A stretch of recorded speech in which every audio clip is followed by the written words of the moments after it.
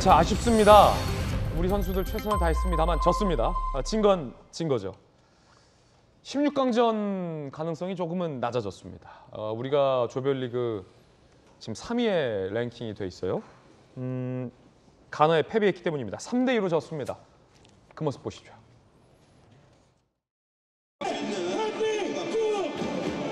오토원도 감독은 지금 부임한 지 얼마 안 됐고 아무래도 큰 대회 참가 경험이 없기 때문에 이번 대회 이런 감독들을 오판하는 부분들이 우리가 있었고.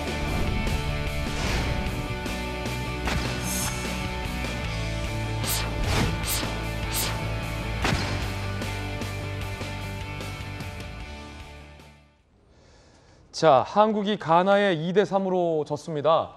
어제 이 게임 내용을 보면 잘 넣었는데 쉽게 점수를 내줬습니다. 수비진이 전반에 무너졌고 2대2까지 우리가 잘 따라 붙었지만 한 골을 가나한테 더 내주면서 동력을 잃어버렸습니다. 끝내 만회하지 못했습니다. 함께 보시죠. 손흥민, 김민재 부상에도 활약했고 후반 이강인 투입 후에 조규성 헤딩으로 2골 맹추격했고 그런데 가나에게 한 골을 더 내주는 바람에 거기서 엮였어요. 이게 꼬였어요. 2대3 석패를 했습니다. 1무패예요. 조 3위입니다. 조 3위. 1위는 포르투갈이고 벤투 감독은 경기 결과는 불만이지만 내용에는 만족. 선수들이 자랑스럽다. 끝까지 노력하겠다라고 얘기를 했습니다. 이제 포르투갈과의 경기 많이 지금 남은 상황인데 이렇게 되면 우리 자력으로 16강 진출은 불가합니다. 이제 또 복잡한 제가 제일 싫어하는 이 계산을 좀 해봐야 됩니다.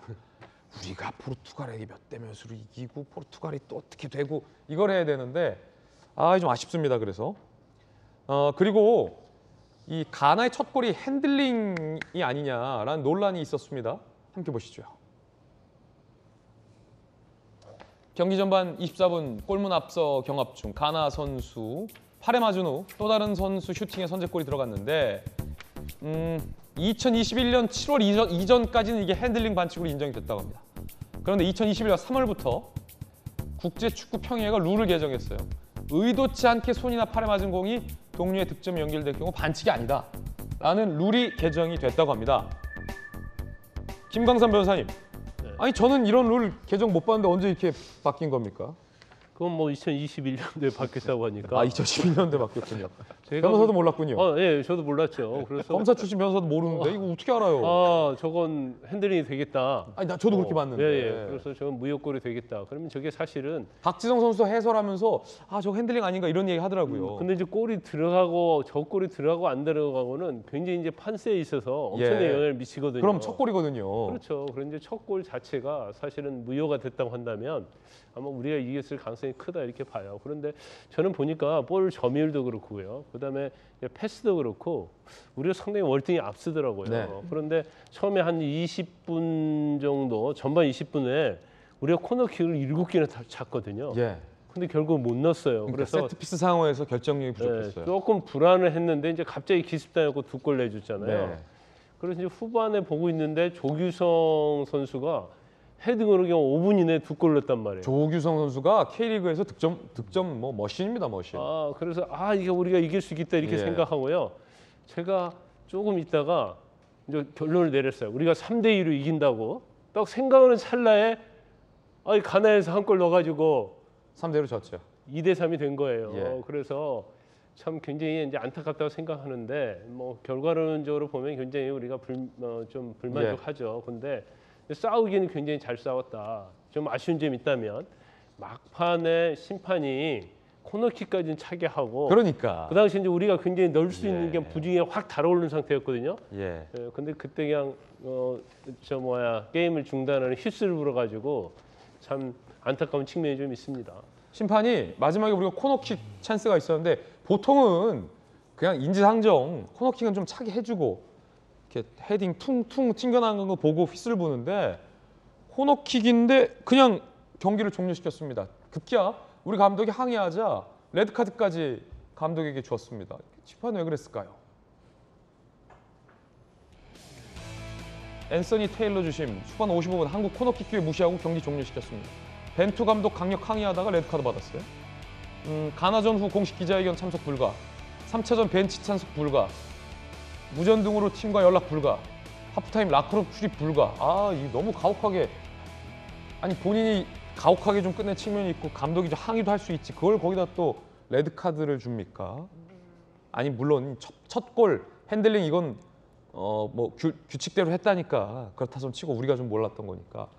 아, 이 너무 야박한 거 아닙니까 이거? 사람이 하는 일인데. 그러니까 어제는 참 이게 여러모로 참 아쉬운 예. 그런 경기였습니다. 정말 아쉬운 경기였고 우리가 초반에 골을 연달아 2골을 먹었잖아요. 네. 사실은 첫 번째 골은 그렇다 하더라도 두 번째 골까지 참 아쉬웠거든요. 이 경기가 초반부터 저렇게만 안 풀렸으면 어제는 충분히 이길 수 있는 경기였는데 그런 아쉬움이 굉장히 있었고 특히 이제 막판에 사실은 이제 추가 시간을 주긴 했는데 저렇게 시간을 네. 조금 오바를 하더라도 경기가 이어지는 거거든요. 그러면 당연히 저 코너킥을 줘야 되는 것이죠. 그러고 난 뒤에 이제 뭐 종료를 해도 종료를 하는 건데 그리고 거기에서 더 나아가지고 경기 다 끝난 마당에 항의할 수 있는 거 아닙니까? 그럼요. 그런데 그거를 다음 경기에 사실은 이제 벤치석에 앉지를 못한다는 것은 그것도 코치도 아니고 선수도 아니고 감독이 뭐 그 벤치석에 못 앉게 하는 것은